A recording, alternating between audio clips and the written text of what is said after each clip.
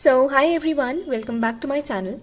So, in today's video, I am going to cover the topic aggregate demand and its component along with its schedule and diagram. So, let's begin with the meaning of aggregate demand. Aggregate demand का meaning समझने के लिए हम इन दोनों words को split कर देंगे. Aggregate demand.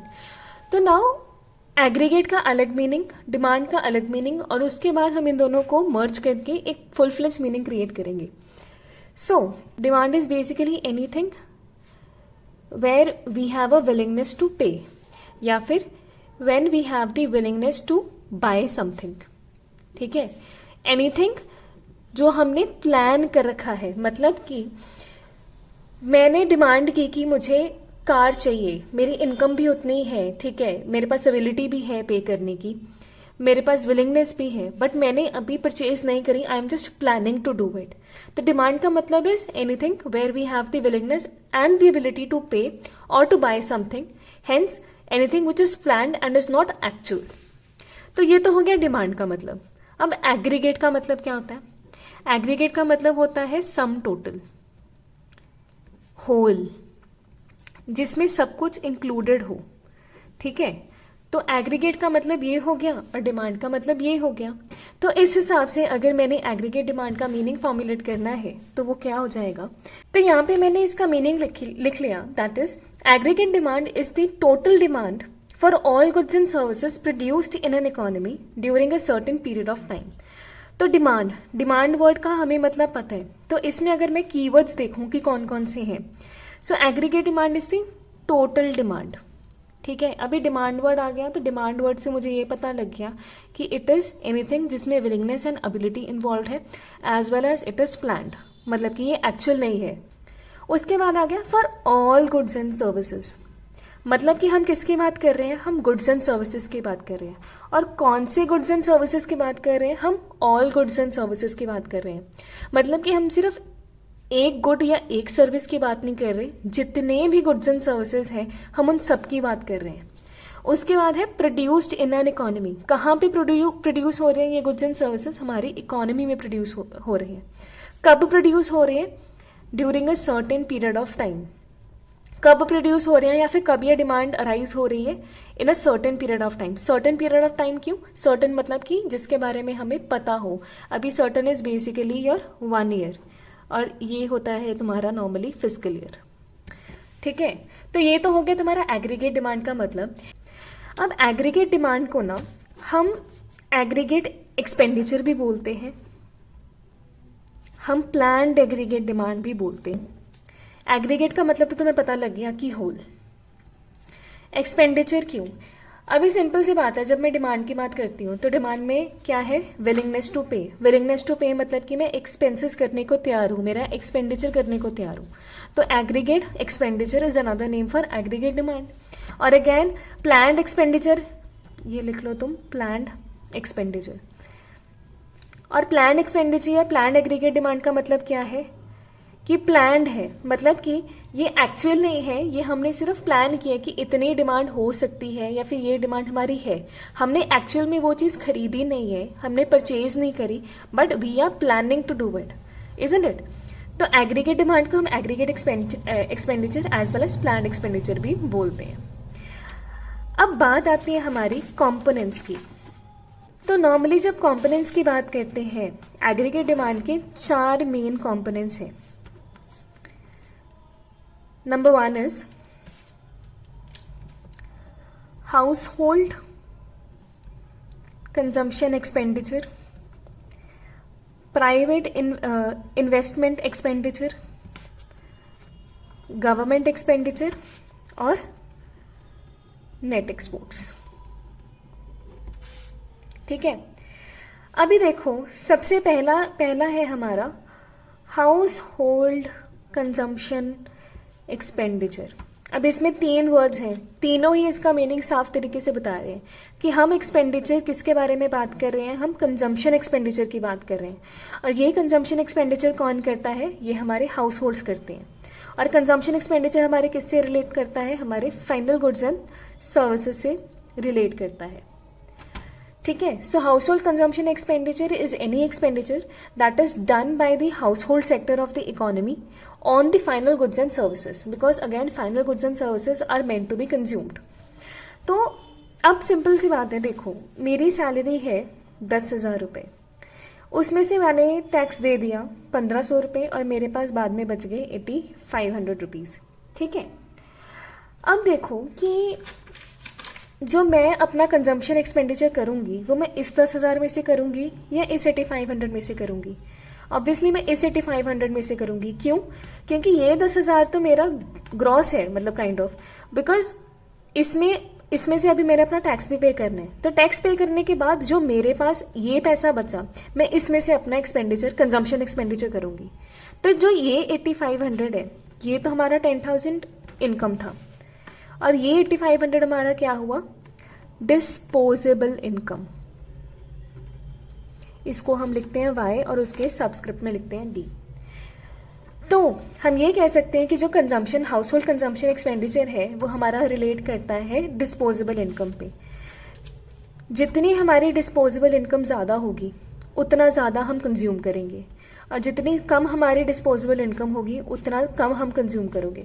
Second है प्राइवेट इन्वेस्टमेंट एक्सपेंडिचर। अगेन अब ये एक्सपेंडिचर किस पे हो रहा है? ये इन्वेस्टमेंट पे हो रहा है, और ये इन्वेस्टमेंट कौन कर रहा है? हमारा प्राइवेट सेक्टर। और प्राइवेट सेक्टर हमारा कौन सा होता है? ये बेसिकली हमारे प्रोड्यूसर सेक्टर है।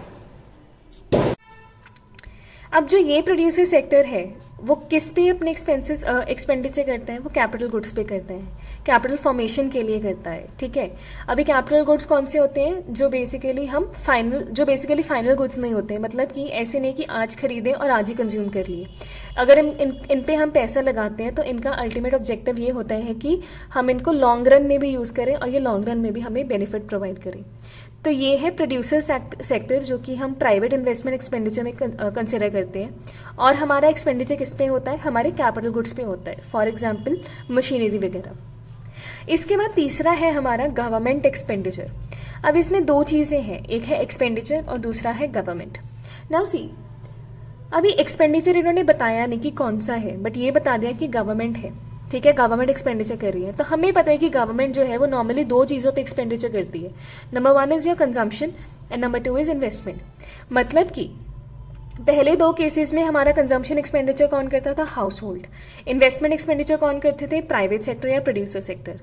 तीसरे केस में क्या है? हमारे एक्सपेंडिचर कौन करे? गवर्नमेंट कर रही है, बट किस पे कर रही है? कंजम्पशन और इन्वेस्टमेंट दोनों पे कर रही है।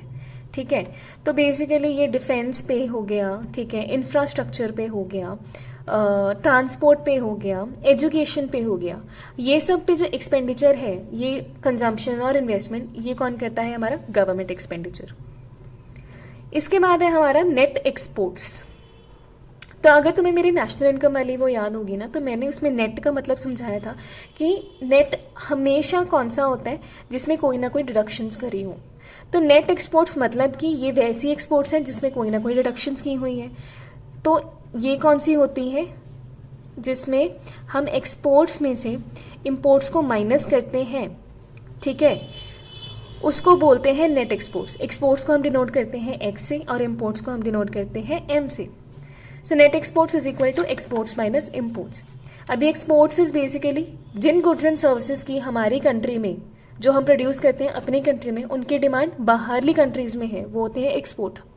और इंपोर्ट्स वो होते हैं जो गुड्स एंड सर्विसेज है बाहरली कंट्री के, बट हम लोग डिमांड कर रहे हैं और वो वहाँ से यहाँ पे आ रहे हैं, तो वो होते हैं इंपोर्ट्स। तो ये थे हमारे 4 कॉम्पोनेंट्स। तो उस हिसाब से अगर मैं बात करूँ कि एडी के कौन से 4 कॉम्पोनेंट्स हैं, मैं उसको एक लाइन में लिखूँ तो वो है C plus I plus G plus X minus M। C का मतलब हो गया हमारा कंजम्पशन एक्सपेंडिचर, I का मतलब हो गया इन्वेस्टमेंट एक्सपेंडिचर, G का मतलब हो गया गवर्नमेंट एक्सपेंडिचर, और X माइनस M का हो गया मतलब अपना नेट एक्सपोर्ट्स। अब इसी से हमें, ये तो हो गए हमारे 4 कंपोनेंट्स, इसी से हमें 4 सेक्टर्स भी पता लग रहे हैं कि कौन कौन से हमारे इकोनॉमी में 4 सेक्टर्स हैं जो डिमांड क्रिएट करते हैं। तो कंजम्पशन कौन करता है? हमारी कंजम्पशन एक्सपेंडिचर कौन करता है? वो हमारे हाउस होल्ड्स करते हैं। इन्वेस्टमेंट एक्सपेंडिचर कौन करता है? हमारा प्राइवेट सेक्टर या फिर प्रोड्यूसर सेक्टर। गवर्नमेंट एक्सपेंडिचर हमारा कौन करता है? वो हमारे करता है गवर्नमेंट सेक्टर। और x माइनस एम मतलब कि नेट एक्सपोर्ट्स, ये इनका लेना देना किससे है हमारा, रेस्ट ऑफ द वर्ल्ड से।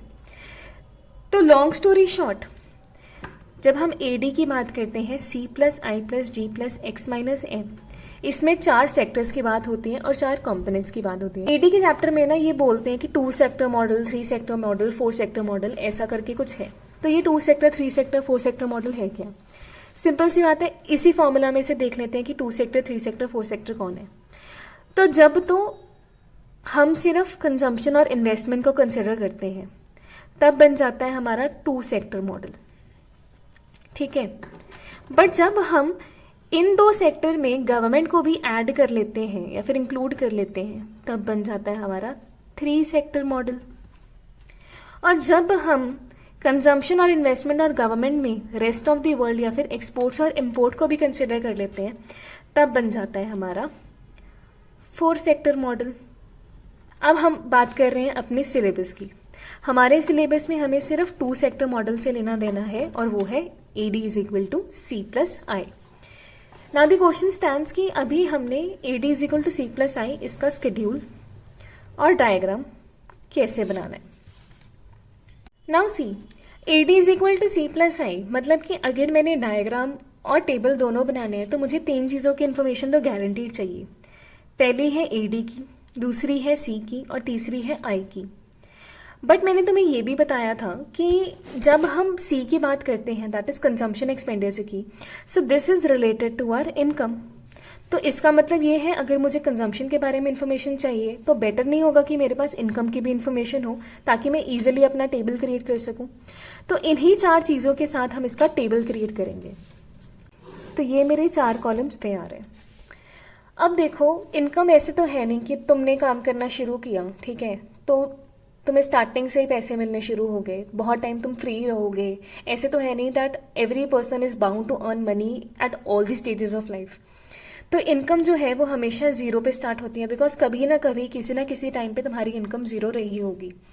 और ये इनकम जब 0 है, बट चाहे तुम्हारी इनकम 0 है, क्या तुम उस टाइम पे खाना खाना छोड़ देते हो या फिर तुम कपड़े पहनना छोड़ देते हो या फिर कहीं आना जाना छोड़ देते हो? नहीं, ठीक है। मतलब कि अगर तुम कंज्यूम कर रहे हो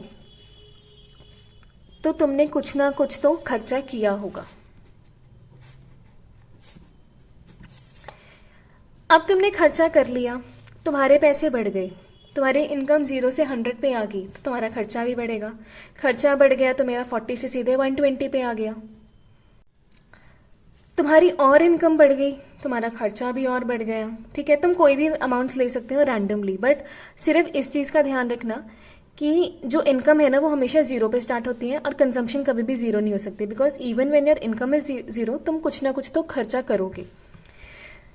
तो अब मेरी इनकम और बढ़ गई, मैंने खर्चा और शुरू कर दिया, मेरी इनकम और बढ़ गई, मैंने खर्चा और कर दिया। So this keeps on going. ये तो होगी हमारी इनकम और कंजम्पशन की बात। नेक्स्ट आ गई हमारी इन्वेस्टमेंट। तो जब हम एडी के स्केड्यूल के बारे में बात करते हैं ना, तो हम एक चीज़ ध्यान में रखते हैं कि हमने कौन सी इन्वेस्टमेंट लेनी है। हमने लेनी है ऑटोनमस इन्वेस्टमेंट। अब ये ऑटोनमस इन्वेस्टमेंट क्या होती है? ऑटोनमस इन्वेस्टमेंट वो होती है जो without considering the level of income हम करते हैं। मतलब कि चाहे मेरी इनकम 0 है, चाहे मेरी इनकम 500 है, हमने वो इन्वेस्टमेंट एक फिक्स्ड करनी ही करनी है, ठीक है। तो मतलब कि हम कह सकते हैं कि जो ऑटोनमस इन्वेस्टमेंट होती है that is independent of level of income या फिर रेट ऑफ इंटरेस्ट।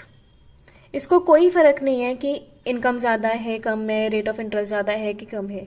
ये सिंपल तुम्हारी इनकम चाहे तुम्हारी जितनी मर्जी है, इतनी है, इतनी है, इतनी है, ये इन्वेस्टमेंट तुम्हारी उतनी की ही उतनी रहेगी। इससे बिल्कुल ऑपोजिट होती है इंड्यूस्ड इन्वेस्टमेंट।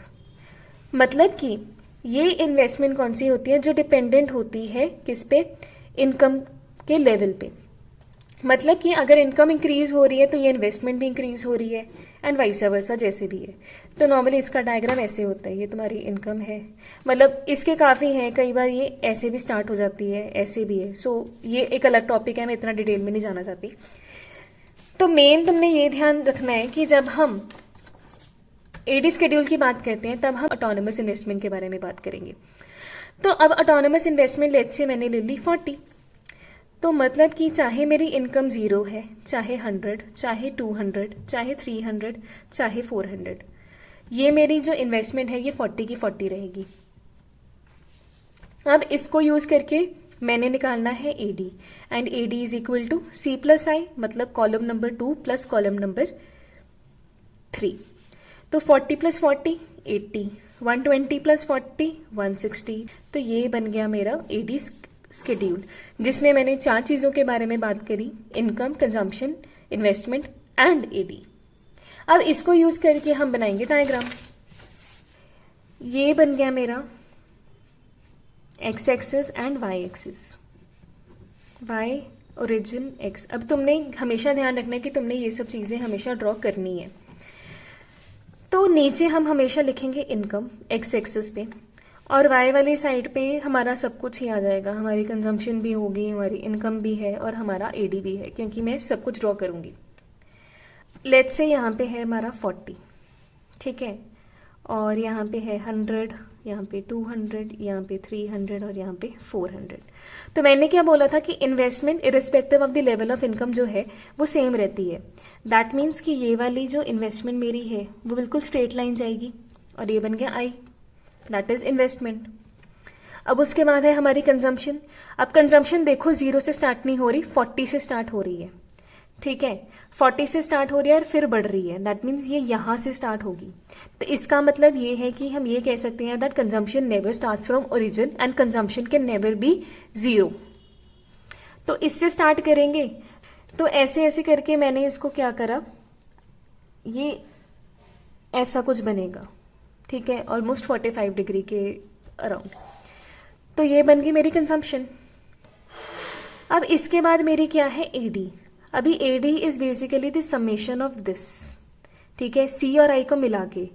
तो एडी मेरी कहाँ से स्टार्ट हो रही है, 80 से, और ये तुम्हारी जाएगी ऐसे पैरेलल बन जाएगी बिल्कुल तुम्हारे सी के, और ये आ जाएगी तुम्हारी एडी। अब जो इसमें डिफरेंस है, किसी चीज़ का डिफरेंस नहीं है, जो ये वाला 40 है ना, इन्वेस्टमेंट वाला 40, सिर्फ उस चीज़ का डिफरेंस है। अदरवाइज सिंपल सी बात है, अगर तुम इस 80 में से कंजम्पशन का 40 निकाल दोगे तो ये 40 आ जाएगा, इस 160 में से ये 120 निकाल दोगे तो 40 आ जाएगा। तो ये इस करके पैरेलल है बिकॉज इनमें सिर्फ डिफरेंस ही इंड्यूस्ड इन्वेस्टमेंट का है। तो ये बन गया तुम्हारा एडी शेड्यूल, जिसमें हमें 3 चीज़ें पता लगी। नंबर 1 कि जो इन्वेस्टमेंट है that is parallel to the origin, ठीक है, ये हमेशा स्ट्रेट लाइन जाएगी, बिकॉज हम किसके बारे में बात कर रहे हैं, हम ऑटोनोमस इन्वेस्टमेंट के बारे में बात कर रहे हैं। दूसरी चीज, कंजम्पशन कैन नेवर बी 0। मेरी कंजम्पशन 40 से स्टार्ट हुई है, that means it can never be 0 because even when income is 0 we are going to consume some और द अदर थिंग। तीसरी बात मुझे ये पता लगी कि एडी और सी ये दोनों एक दूसरे के पैरेलल चलेंगे, ठीक है, और क्यों पैरेलल चलेंगे, बिकॉज इन दोनों में डिफरेंस किस चीज़ का है, सिर्फ ऑटोनोमस इन्वेस्टमेंट का ही डिफरेंस है, हेंस ये दोनों ऐसे साथ साथ चलेंगे। तो ये था हमारा एडी का शेड्यूल और एडी का डायग्राम। अब इस चैप्टर में हमने काफ़ी चीज़ें कर ली, हमने एडी का मीनिंग डिटेल में समझ लिया, एडी के कॉम्पोनेंट समझ लिए, एडी का शेड्यूल समझ लिया और एडी का डायग्राम समझ लिया। So this was all about this video. I hope you were able to understand all the concepts, all the diagrams, the diagram, the table, everything of that sort. But still, if there is any doubt, you can drop it in the comment box.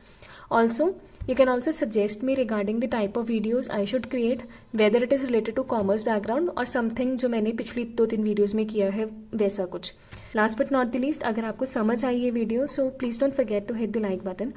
As well as do comment your opinions, your suggestions, your reviews regarding the video. Any improvement, any changes, any additions, I would surely try to make it up for you.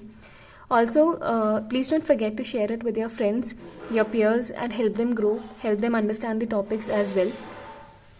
And most importantly, please don't forget to hit the subscribe button so that you do not miss out on any important announcement.